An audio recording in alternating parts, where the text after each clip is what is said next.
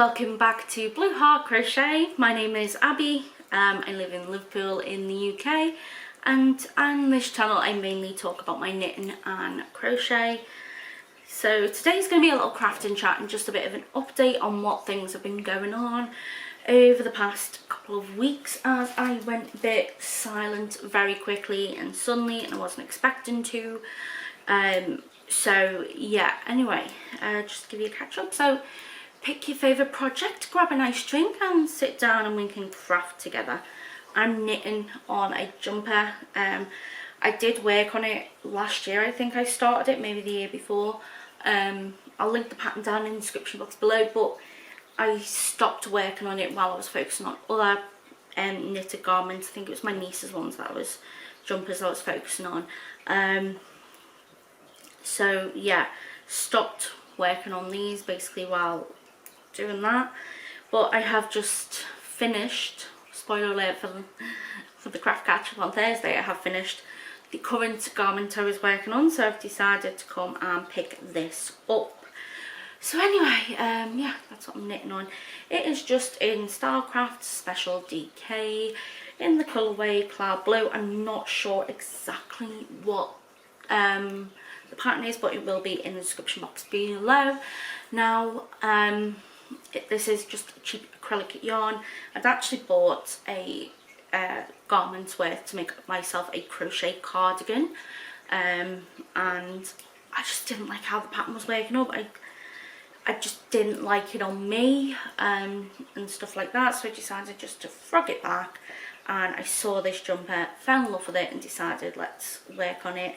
So I am just on the body now, so I'm just going round and round, but you know, I'm not skinny and this is supposed to be loose fitting, so there's a lot of stitches to go round and round. But this is the sleeve on it. It's absolutely gorgeous, the detailing down the sleeve. That is absolutely beautiful. It's a massive hole. I thought there was a massive hole, turns out the hole's just where the sleeve is. So yeah, so what's been going on? So since I last spoke to you on the craft catch up, let you know that Buddy's been given the A-OK by the vet. He's doing fab with his leg. He's still not fully recovered. You know, it'll take months for him to fully recover, but he's, you know, just loving life. He's not likely going to need surgery. So yeah, for a little bit of reference, we have two dogs. Buddy's a Bichon Frise and Charlie is a Cavalier King Charles. I know, I was very creative with Charlie's name. But yeah, Buddy the Bichon, basically he's pulled, he's snapped a ligament in his leg, and they said surgery is probably gonna, you know, is the first course of treatment we'd normally do. But with his age, I want to say he's 11. We didn't think that surgery would be appropriate given, like, you know, the recoup time and things like that. So they said, let's give you some pain meds for him and see how he goes. He's been fine. Within 2 days, he's like back to his normal temperament. You know, we try and get him to sit down and relax, but he's like bouncing off the walls, being a hyper little bugger, you know, that he's back to Buddy basically.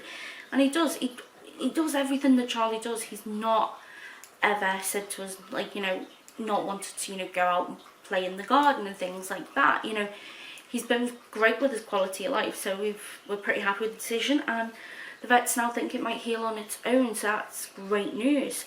But yeah, so we did that on Thursday with with Buddy, and then Friday Charlie decided to be dramatic, a dramatic that gave us a massive vet bill. It wasn't as bad as what it could have been. It's like he didn't need any treatment, it was just a consultation. But in the UK here we have the NHS, so our doctor's appointments are all free. You know, it's only if you opt to choose private that you have to like pay for your appointments. So yeah, to then any type of money to be spending for a health appointment to me seems ridiculous. Like, always seems expensive. So we took Charlie to the vets because it was Friday. He was he was very lethargic and he was coughing as if he was choking on something. I did try you know, patting on his back really hard, trying to, if there was anything there, dislodge it, but it wasn't working. We had, you know, we had a little look, we couldn't see anything. I had him on his cool mat, dripping him with cold water, which he was not happy about because he doesn't like water.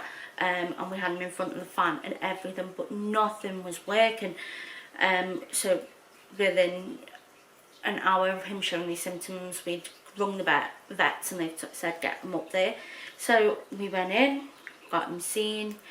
Now, bit of context, Charlie has a heart murmur. He's had it from the day he was born.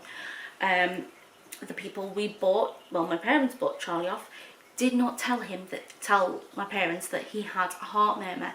And with his heart murmur, he does this type of coughing. And they just said that's because of one of the vaccines he's had. He had the kennel cough vaccine, and us not knowing a lot about that vaccine, just assumed, okay, that's why he's coughing like that. But it was when we went to give him his booster jabs when he was a puppy that they went, oh no, that's not the vaccine, that's because he's got the heart murmur. But, you know, we'd fallen in love with Charlie at that point. I mean, he's a little dope at times, but we weren't going to change him for the world. And we're like, no, but he's ours, heart murmur or not. They can do all these tests and find out exactly what's going on with his heart murmur, but they can't actually do anything to treat it, so we've never actually had it fully looked into. We just know he's got a heart murmur and it causes him to cough. That's basically what the coughing was. The lethargic, they reckon it was because it was a really warm day, and he was just being dramatic with his coughing. So, you know, we wanted to wring his neck because, like, you know, he had us scared to death, but the other time we were scared we were going to lose him, so we just cuddling him and so relieved he was okay. So it was one of those things, you know. So yeah, that happened. My mental health has been on a bit of a dip recently, and that's actually I've got recurrent depressive disorder, which basically just means I'm just going to keep getting bouts of depression for the rest of my life, which, you know, just something I learned to sort of live with. I started having these depressive episodes when I was 12, so I've been living with these for 15 years now, and I've had to come up with a lot of coping strategies on my own because to say the mental health team I'm under is not good is understatement of the year.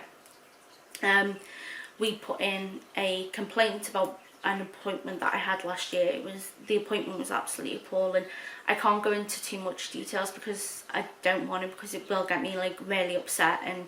But basically on the appointment, the psychiatrist asked me a load of inappropriate questions, recorded information wrong, which included things.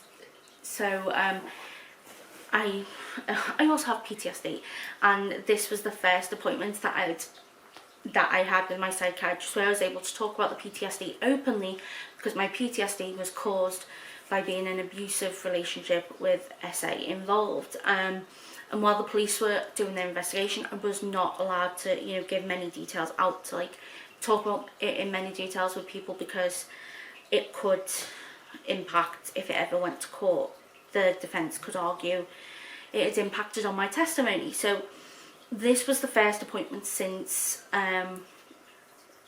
the police closed their investigation, and so I was supposed to be able to finally be able to open up, but he was not bothered and incorrectly recorded a lot of things about what caused my trauma, and that the main thing that I think is probably easy to describe, that will not get me that upset and go into like depressing details about things, but probably one of the easiest things to talk about to demonstrate how bad it was he accidentally lowered my antidepressant. It took us 14 days and 5 phone calls to get it sorted. I rung them up straight away as soon as I, you know, saw the prescription with the wrong medication, and they said, oh, we'll get it sorted ASAP. I rung up a few days later as a letter had come through, and, you know, recording the conversation, like about recapping the appointment, and it had the wrong dose on. dosage on still, and it was made after the phone call. Rung them up again. The secretary of the consultant was like, no one's told us anything about this, no one's passed your message on. So I said I want to speak to a duty nurse if that's possible, because I was really at this point really low and depression, and the duty nurse is supposed to be able to speak to them, and they can liaise with doctors on your behalf, and they're, you know, a nurse, so they can help up to a certain point. Never got a call back from the duty nurse until 6 days later, when my sister put a formal complaint in to, like, you know, the so every like service, community service, is run by this overall service, and so my sister put in a complaint on my behalf to the overall service. As I said, I couldn't talk about certain things, I was getting really upset, and then that's when the duty nurse finally called back. But they didn't call me, they called my sister. They weren't asking, you know, how am I doing, do I need to speak to anyone or anything like that. They just said, we've seen you putting a complaint in about us, what can we do to, you know, stop this complaint going any further. And, you know, they just weren't bothered about fixing it. So it took like 5 phone calls, 14 days for me to get that medication fixed. Had it have took any longer, I would have been out of medication. So because I'm on 60 milligrams of this medication, they prescribed me 30, so I was doubling up and taking 2 each day, where I was only supposed to be taking 1 of the 60 milligrams. But because I was taking 2 each day, they ran out on the day that we finally got the new prescription put through, you know, and that was something simple. So we put the complaint in to the complaint service, and they came back and said, all these big, you know, they made mistakes on the XYZ, but it's okay, they're sorry. The doctor blamed, that I spoke to, said that he didn't do anything unprofessional in the consultation. He didn't cut me off mid-sentence and things like that. And he said I must have misunderstood because I'm autistic.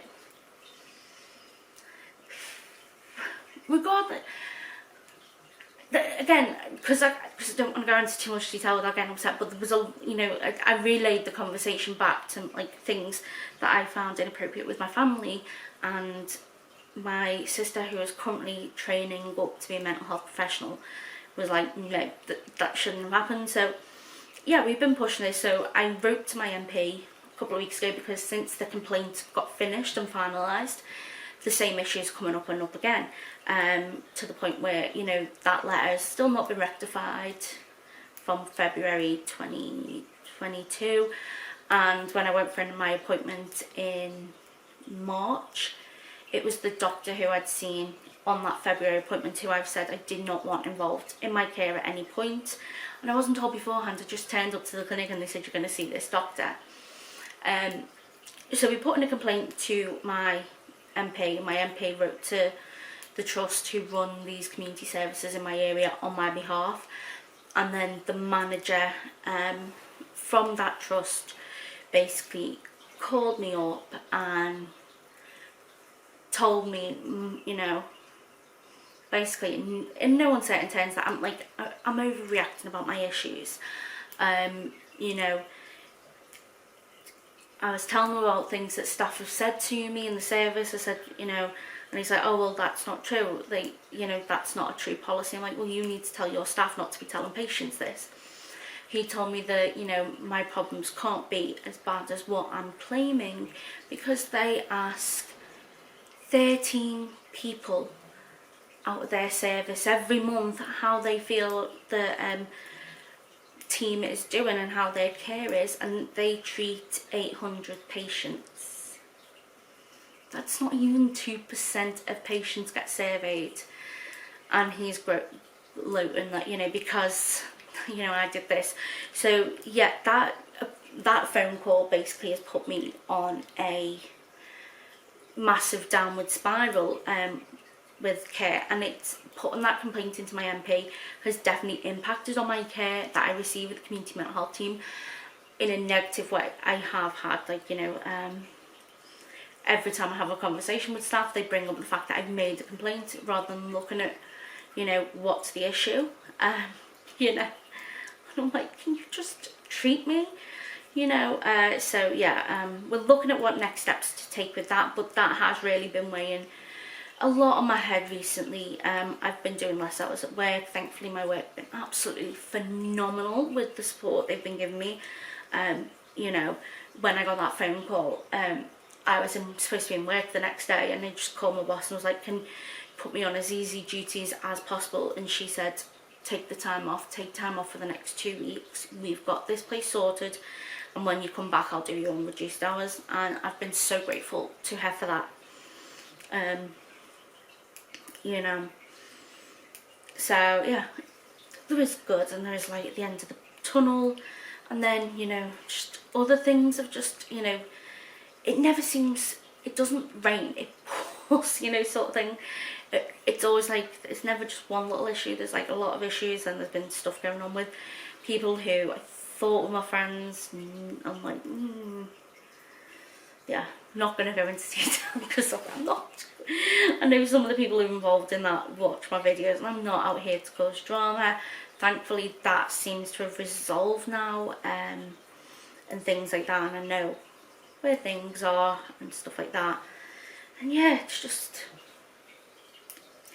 been a manic couple of weeks, and then we've had the heat wave, which doesn't help. Like, I mean, don't get me wrong, normally love warm weather, but we've had the hottest, I think they announced actually today, it was the hottest June on record that we had.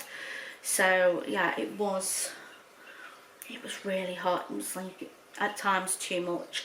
And the problem is, like, when it's cold you can put more layers on, but when it's hot there's only so many layers you can take off before it is, you know, classed as a crime, like indecent exposure, you know, things like that. You know, so yeah, we are now thankfully getting a lot of rain, and it's cooler. It's not freezing cold or anything like that. It's actually quite a nice temperature. I normally have the back door open all day, so the dogs can just run in and out as they please.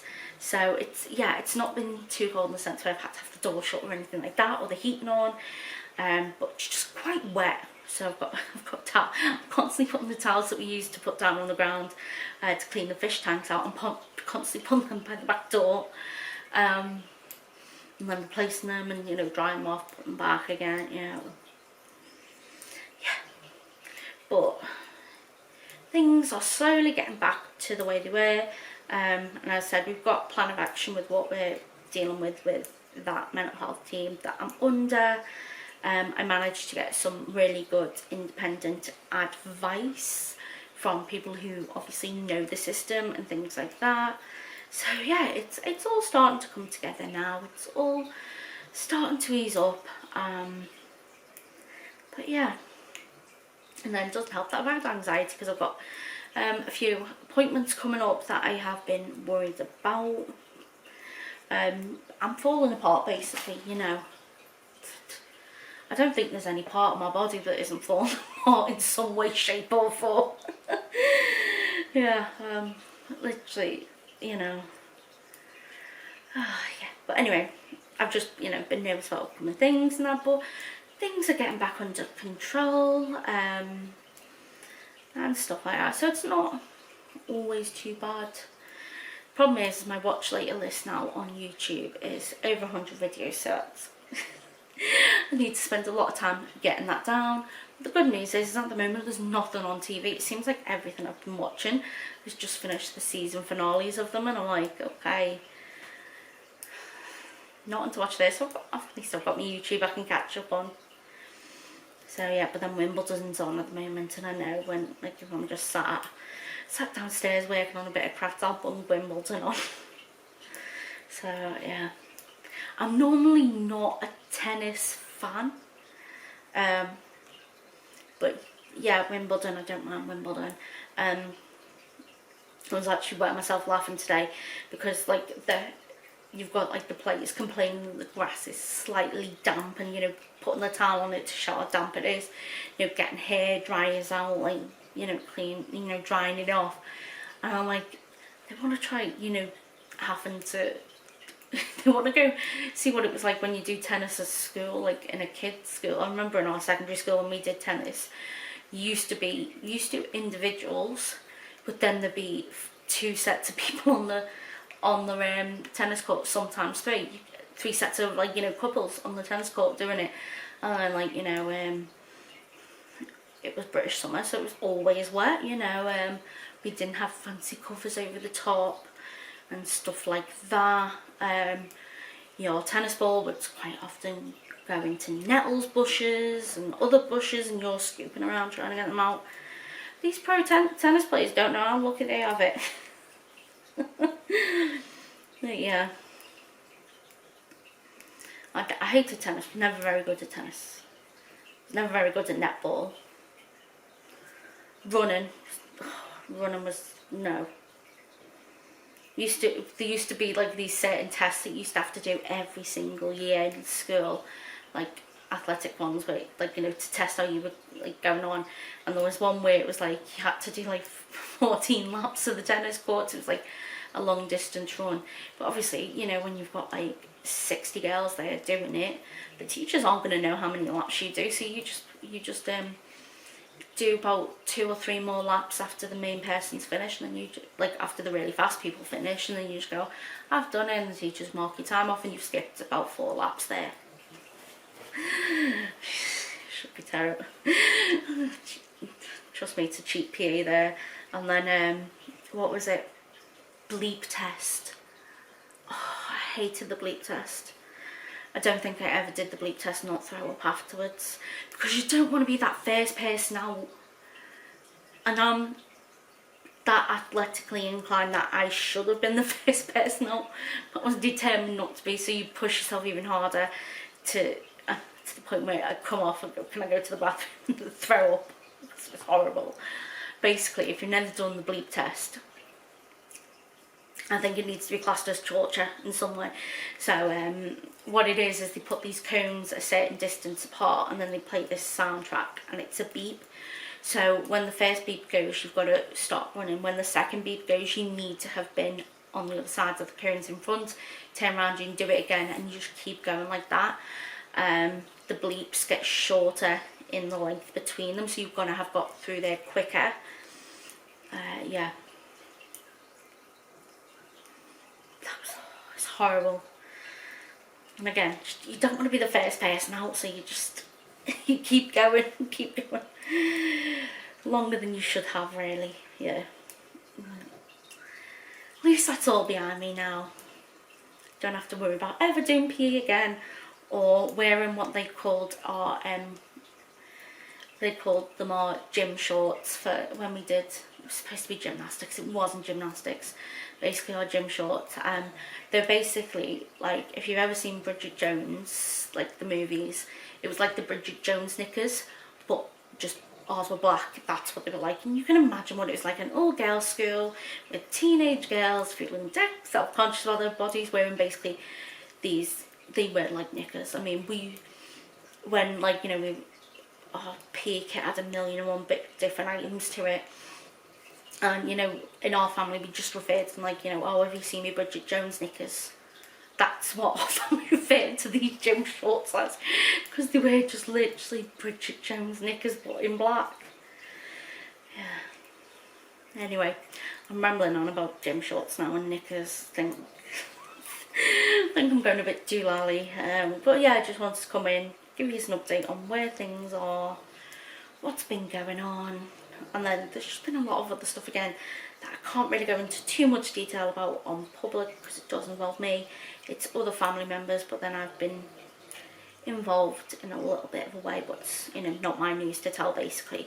So yeah, anyway, I hope you're all doing well. I hope you're all staying safe and staying well, and I hope the weather is nice for you wherever you are. I'm really starting to enjoy the weather here now. So yeah, take care, stay safe, and I'll speak to you all soon. Bye.